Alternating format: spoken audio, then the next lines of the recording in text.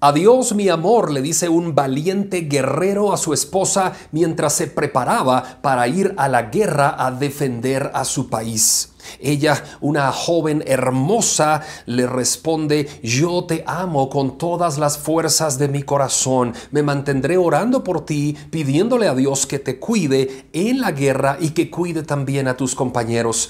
Se funden en un abrazo interminable. Los ojos de la esposa están cubiertos de lágrimas. El esposo le da un beso en la mejilla y lo ve la esposa que se va caminando por entre las calles empedradas de Jerusalén. La emoción embarga a la esposa y al esposo, pero ya nada se puede hacer para quedarse un momento más. La guerra está a punto de comenzar y el valiente soldado tiene que dirigir sus pasos hacia el batallón de infantería que lo espera para trasladarlo al campo de guerra.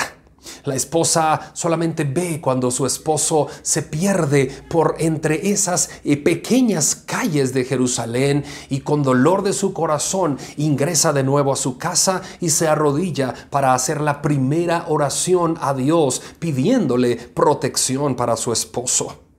Ese era el tiempo en que los reyes salen a la guerra, pero el rey David no salió a la guerra. El rey David quiso quedarse en el palacio real. Dijo: no, yo no voy a la guerra, me quedaré descansando aquí en el palacio este año.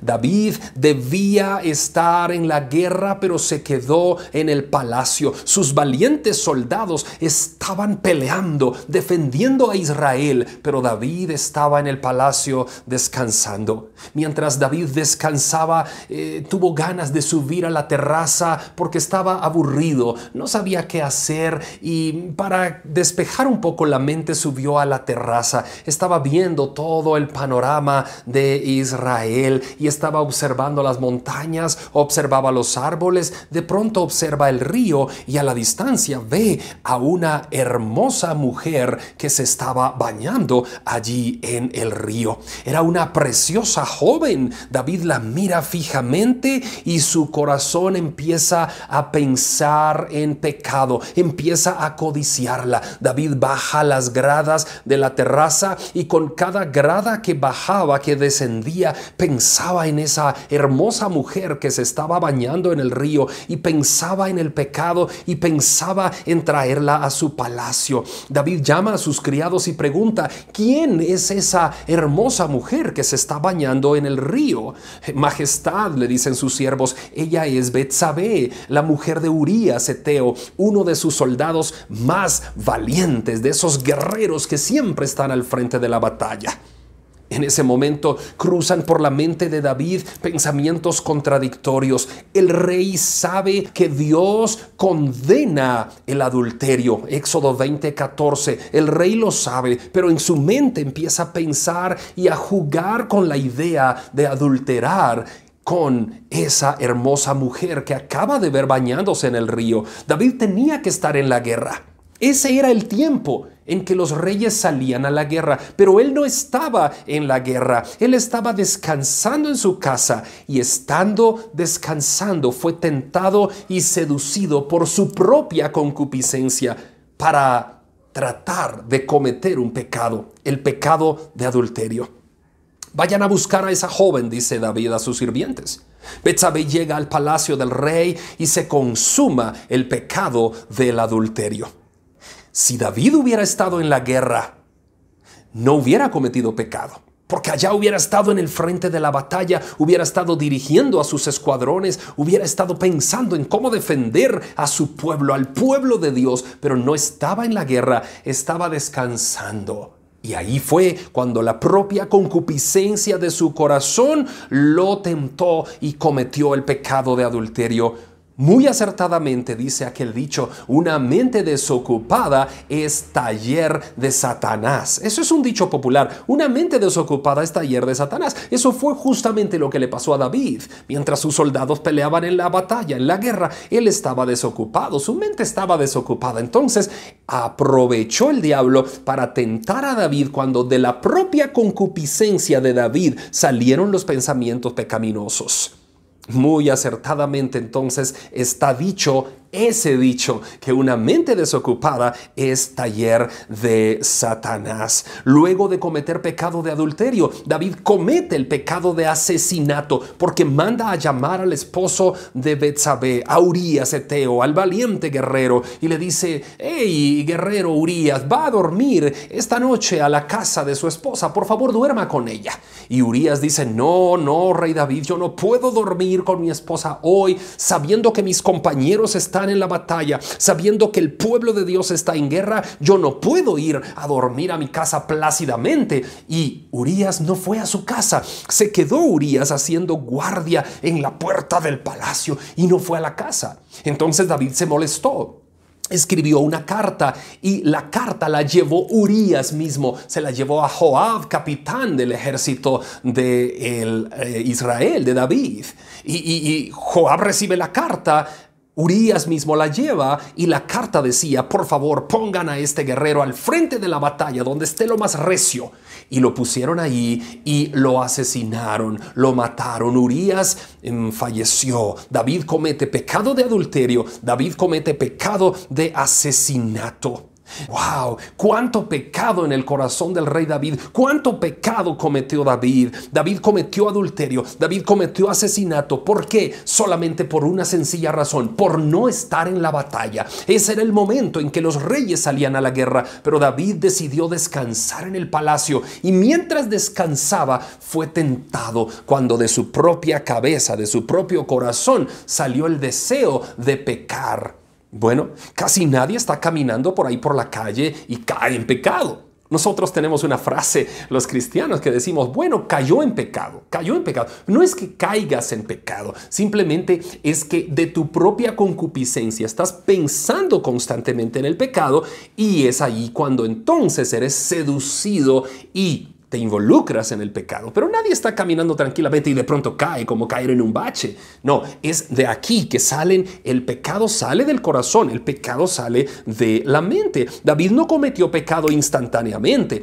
Él no estaba en el lugar donde debía estar. Entonces, por estar descansando en el palacio mientras su pueblo guerreaba, allí fue seducido, allí estuvo pensando varias cosas. No sé si a ti te ha pasado alguna vez eso, que por no estar en la guerra espiritual, por no estar leyendo la Biblia, por no estar orando, por no estar ayunando, por no estar en comunión con los hermanos de la iglesia, entonces estás por ahí frío espiritualmente, y entonces el diablo empieza a trabajar en tu mente y a ponerte tentaciones, y cuando menos sientes, estás en el pecado. ¿Por qué? Porque no estás en la guerra espiritual, no estás en la oración, no estás en la lectura de la Biblia, no estás en la comunión con los hermanos en Cristo. Y eso te puede pasar a ti, me puede pasar a mí, nos puede pasar a todos cuando descuidamos las herramientas espirituales. Recordemos la palabra de Dios que dice que nos vistamos de toda la armadura de Dios. Efesios 6 del 10 al 13. Te leo literalmente la porción de las Escrituras. Efesios 6, 10 al 13 dice: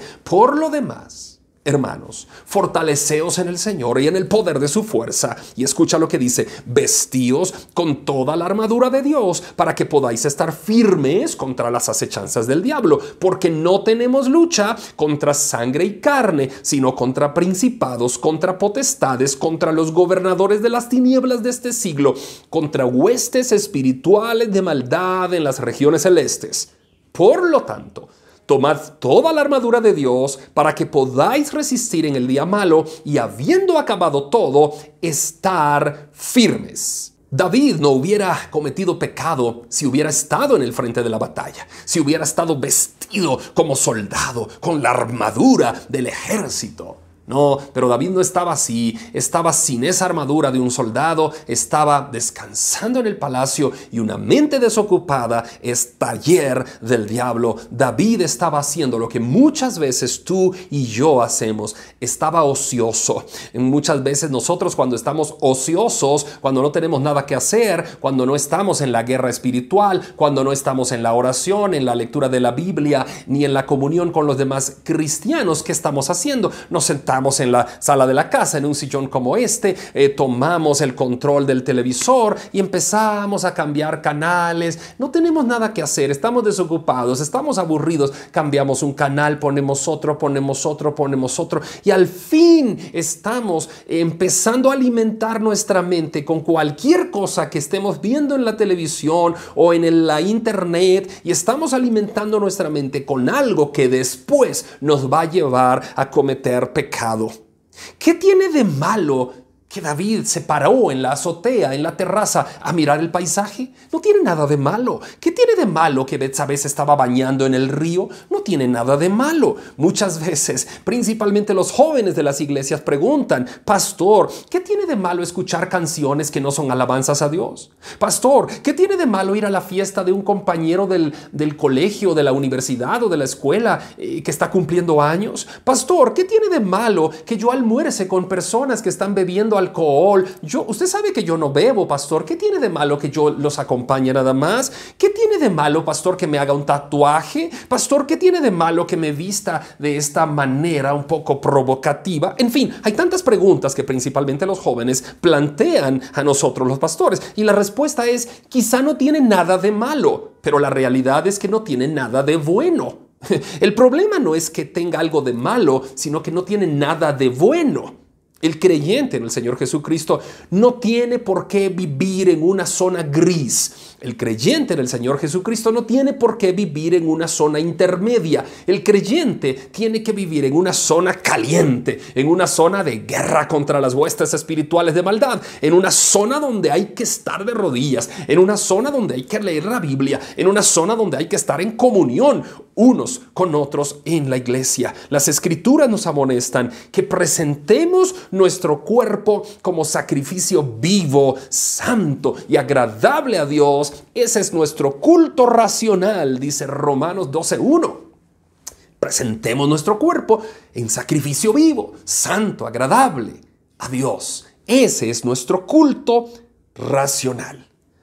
David estaba llamado a ser representante de la santidad de Dios aquí en la tierra. Como el rey de Israel, él debía representar el señorío de Dios sobre su pueblo, pero en esta ocasión David no lo hizo. Afortunadamente, vemos la gracia de Dios de una manera especial en esa historia del pecado de David. David al final se arrepiente y reconoce al Señor como el único a quien él le ha fallado, y el Señor lo va a perdonar. David va a volver a tomar esa arpa en sus manos, va a volver a tomar esa pluma en sus manos para escribir esos preciosos salmos, para cantar canciones a Dios, y de allí se desprenden salmos tan maravillosos como el Salmo 103, por ejemplo, que dice: Él es el que perdona todas tus iniquidades, Él es el que rescata del hoyo tu vida para siempre. Él no guarda el enojo para siempre. Él es soberano. Él es un Dios perdonador. No ha hecho con nosotros conforme a nuestras iniquidades, dice, ni nos ha pagado conforme a nuestros pecados. David reconoce al Señor, se doblega ante su presencia, pide perdón y Dios lo perdona. Pero el pecado de David trae consecuencias lamentables para la vida del rey de Israel. El pecado que cometió David, adulterio y asesinato, trae una gran carga, un gran cúmulo de consecuencias en su vida personal, en su vida familiar y en su reinado. David sufre las consecuencias del pecado. Dios lo perdona, pero el pecado siempre trae consecuencias. Mi querido amigo, mi querido hermano, si tú estás ahora en pecado, si tú estás viviendo lejos de Dios, si has resbalado, si has caído en pecado, el pecado traerá sus consecuencias. Tienes que correr a Jesucristo, tienes que correr a la cruz, tienes que correr a pedirle el perdón de Dios y decirle: Señor, perdóname, restáurame, me equivoqué, estoy lejos de ti. Tienes que sufrir las consecuencias del pecado, pero tienes que saber que en Jesucristo hay perdón de pecados, hay salvación y hay vida eterna. Miremos lo que dice Santiago 1:12 al 15. Dice: bienaventurado el varón varón que soporta la tentación, porque cuando haya resistido la prueba, recibirá la corona de la vida que Dios ha prometido a los que le aman. Cuando alguno es tentado, no diga que es tentado de parte de Dios, porque Dios no puede ser tentado por el mal, ni Él tienta a nadie, sino que cada uno es tentado cuando de su propia concupiscencia es atraído y seducido. Entonces la concupiscencia, después de que ha concebido, da a luz el pecado, y el pecado, siendo consumado, da a luz la muerte. David pecó porque estaba siendo seducido por su propia concupiscencia. David tenía que estar en la guerra, pero no estaba en la guerra. Y como estaba descansando en el sofá de la casa, en el sillón de la casa, entonces su propia concupiscencia empezó a atraerle el deseo de pecar. Como estaba ocioso, por eso el diablo aprovechó, y la concupiscencia, los pensamientos pecaminosos de David lo llevaron a cometer dos pecados graves: el pecado de adulterio y el pecado de asesinato. Muchas veces nosotros no estamos en esa guerra espiritual, no estamos leyendo la Biblia, no estamos orando, no estamos en comunión unos con otros, con los hermanos, y por eso podemos llegar a caer de nuestra propia concupiscencia. Podemos empezar a ser seducidos al punto de llegar a caer en un pecado como cayó el rey David. Betsabé fue imprudente al bañarse en el río a la vista casi de todos. David fue imprudente al subir a la terraza, estar descansando en el palacio y no estar en la guerra. O sea que no solo David tuvo culpa, Betsabé también tuvo culpa en ese pecado. Betsabé no tuvo que estar en ese lugar en ese momento. Ella sabía que estaba en el río, que estaba en el lugar público y que cualquiera la podía estar viendo. David no tuvo que estar en ese lugar en ese momento. David tenía que estar en la guerra peleando con sus soldados, pero estaban en los lugares equivocados y entonces fueron atraídos y seducidos a pecar. Nosotros, como hijos de Dios, tenemos que ser luz en medio de las tinieblas. Nosotros, como hijos de Dios, tenemos que estar compenetrados en la guerra espiritual que tenemos contra huestes espirituales de maldad en los aires. Nuestra guerra no es contra seres humanos, es contra el mismo diablo, contra las huestes espirituales del mal que tratarán de seducirnos a través de nuestros propios pensamientos, muchas veces pensamientos pecaminosos, cuando tenemos una mente desocupada. La única solución que encontró David fue el arrepentimiento. La única solución que tienes tú y que tengo yo es el arrepentimiento. Esa es la única solución que hoy podemos encontrar en Cristo Jesús. Aún el creyente más espiritual y consagrado puede caer en pecado. Por lo tanto, es importante que estemos atentos, que en vez de estar descansando, estemos en la guerra espiritual, que en vez de estar descansando, estemos leyendo la Biblia, que en vez de estar descansando, estemos en comunión unos con otros, que en vez de estar descansando, estemos adorando a nuestro Señor. David reconoce su pecado y Dios tiene piedad y misericordia de él. David reconoce su pecado cuando escribe el Salmo 51. Miren qué maravilla de salmo. Cuando David reconoce que ha pecado, entonces escribe y dice: ten piedad de mí, oh Dios, conforme a tu misericordia, conforme a la multitud de tus piedades, borra mis rebeliones, lávame más y más de mi maldad y límpiame de mi pecado, porque yo reconozco mis rebeliones y mi pecado está siempre delante de mí. Contra ti solo he pecado y he hecho lo malo delante de tus ojos, para que seas reconocido justo en tu palabra y tenido por puro en tu juicio. David escribe el precioso Salmo 51. En el versículo 7 dice: purifícame con hisopo y seré limpio, lávame y seré más blanco que la nieve. Hazme oír gozo y alegría y se recrearán los huesos que has abatido. Versículo 9 dice: esconde tu rostro de mis pecados y borra mis maldades. Crea en mí, oh Dios, un corazón limpio y renueva un espíritu recto dentro de mí. David está diciéndole a Dios: he pecado contra ti, por favor perdóname, por favor te ruego misericordia, por favor Señor ten piedad de mí. Miren el versículo 12, dice: vuélveme el gozo de tu salvación y no quites de mí tu Santo Espíritu. David reconoce que sin Dios no puede hacer nada. David reconoce que solo Dios es la única solución al grave pecado que ha cometido. Yo no sé cuál es el momento por el que tú estás atravesando hoy. Yo no sé si acabas de cometer pecado, si estás cometiendo pecado o si estás pensando cometer pecado. Lo único que te puedo decir es que solo en Cristo encontrarás perdón y vida eterna. Mientras tengas vida, tienes la oportunidad de ponerte a cuentas con Dios, de experimentar su misericordia y su perdón. Así que corre al perdón que solo encuentras en Jesucristo.